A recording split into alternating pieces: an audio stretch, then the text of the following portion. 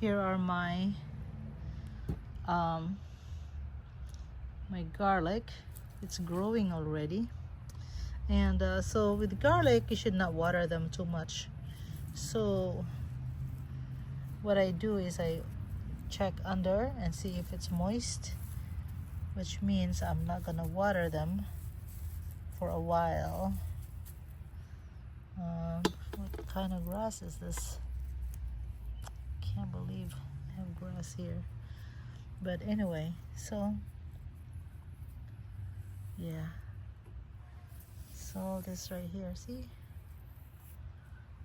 all this right there. This one right here is hard neck.